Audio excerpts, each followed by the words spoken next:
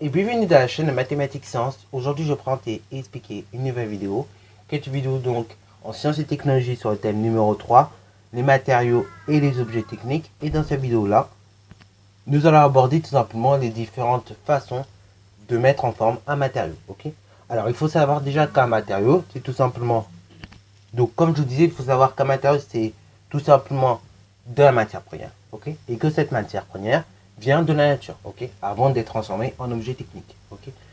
Et donc justement pour fabriquer un objet technique, et on va partir d'un matériau, ok, qu'on va puiser dans la nature, et avec ces matériaux-là, on peut fabriquer différents objets, ok.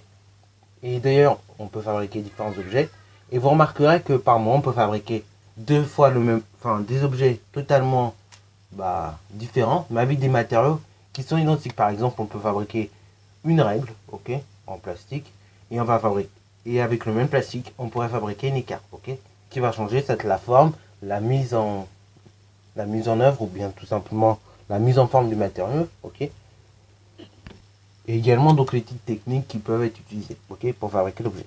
C'est ça qui va changer. Après, également, avec deux matériaux complètement différents, on pourrait également faire le même objet technique. Par exemple, pour le vélo, vous avez donc le vélo que tout le monde a, donc en aluminium, tout ça. Et vous avez donc le vélo en carbone, ok. Donc je vous laisse admirer ces deux images. Pourtant, c'est deux vélos, mais ils ont tout simplement pas fait pareil, ok. Il y en a un c'est en carbone et il y en a un autre c'est en aluminium, ok. Si je dis pas de bêtises. Voilà.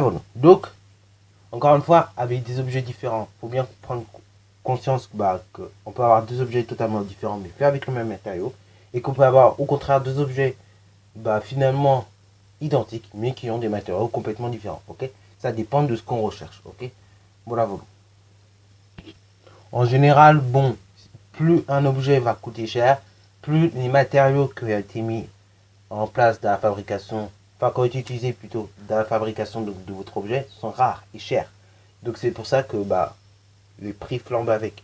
Par exemple, un vélo fait avec du charbon, ok, enfin du carbone, pardon, fait au carbone, c'est pas forcément tout le monde qui peut se payer, ok. Tandis qu'un vélo aluminium, bon, globalement, on peut pratiquement, la majorité des gens en tout cas peuvent se le payer.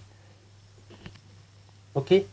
Bon, au niveau des matériaux justement, avant même de parler de mise en forme de matériaux, il faut peut-être déjà parler des matériaux eux-mêmes. Ok, nous avons vu donc que c'était de la matière première qui provenait de la nature et que après on les transformait en objets techniques. Ok. Et donc des matériaux, il en existe quatre grandes familles. Ok. Quatre grandes familles de matériaux qui vont tout simplement subsister.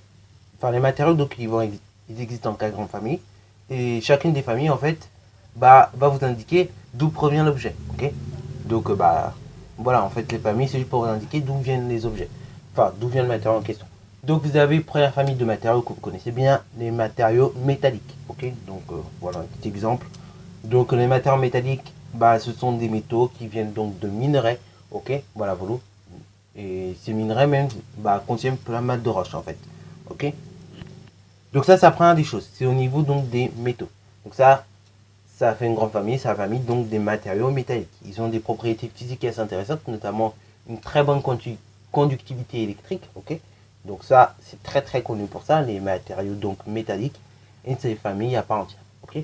Deuxième famille de matériaux, c'est tout simplement la famille des matériaux organiques, ok. Oui, aujourd'hui on parlait même en tout premier, mais oui, la famille des matériaux organiques, c'est tout simplement en fait des matériaux qui proviennent d'animaux, qui proviennent également de végétaux, qui peuvent provenir en fait de la nature, tout simplement, ok, du monde vivant.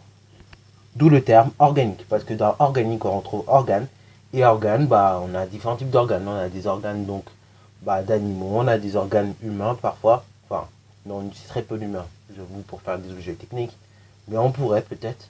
On a des organes également d'animaux, on pourrait également avoir des organes, donc par exemple dans le cas d'une plante. Ok, donc ça c'est les matériaux organiques, ok, deuxième grande famille, et ça vient donc de tout ce qui est animal ou bien végétal.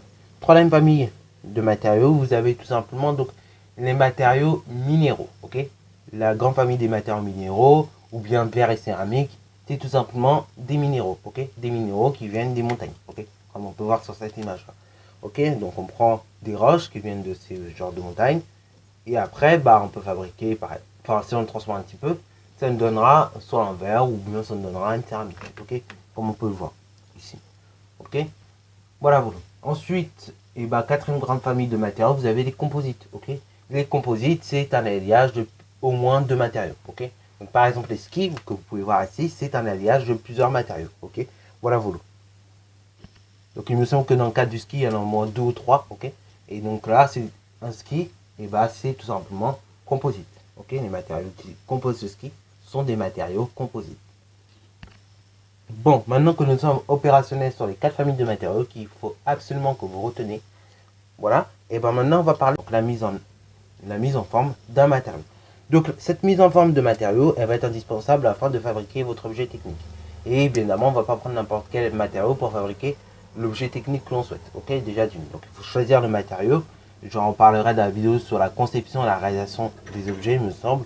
Et donc, dans cette vidéo, bah, je vous en reparlerai à nouveau. Mais pour fabriquer un objet, il faut déjà prendre en compte le matériau lui-même. Ok, si les propriétés physiques ou chimiques du matériau sont pas mal. Ok, si elles sont intéressantes pour l'objet qu'on veut fabriquer.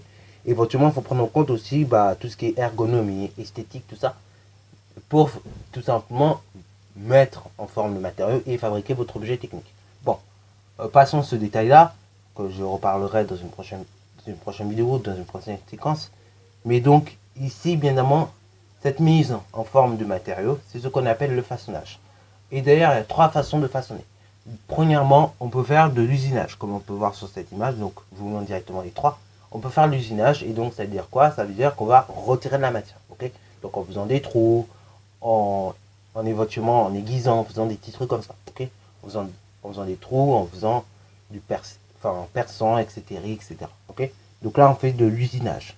Après, on peut également faire tout simplement donc du formage. Ok, donc deuxième façon de faire. Donc là, ça veut dire quoi? On déforme le matériau en fait. On déforme le matériau en question. Et du coup, bah, ça va vous donner un objet particulier. Ok, voilà, voilà. Et enfin, troisième chose, on peut faire de l'impression 3D. Et donc là, l'impression 3D va permettre un apport de matière. Ok, ça va permettre vraiment de remplir votre objet en question. Ok, voilà, voilà. Donc ça, c'est les trois manières de façonner un objet, enfin un matériau. Ok, voilà, voilà. Voilà, voilà. Donc je pense que c'est fini pour cette vidéo là. Encore une fois, pour bien réviser en contrôle, si vous avez bien compris tout ce que j'ai abordé ici, les quatre familles de matériaux, les différentes manières d'usiner, ok, l'usinage ou bien le formage ou bien également l'impression 3D, comment ça marche, donc les trois différentes manières de façonner un matériau. Une fois que vous avez compris ça, ce sera pas mal, ok, et ça va bien vous aider en revanche pour le contrôle. Voilà, sur ce, je vous laisse sur cette vidéo. J'espère que vous aura plu. N'hésitez d'ailleurs pas à la liker, commenter et bonne à toi en mathématiques et en sciences.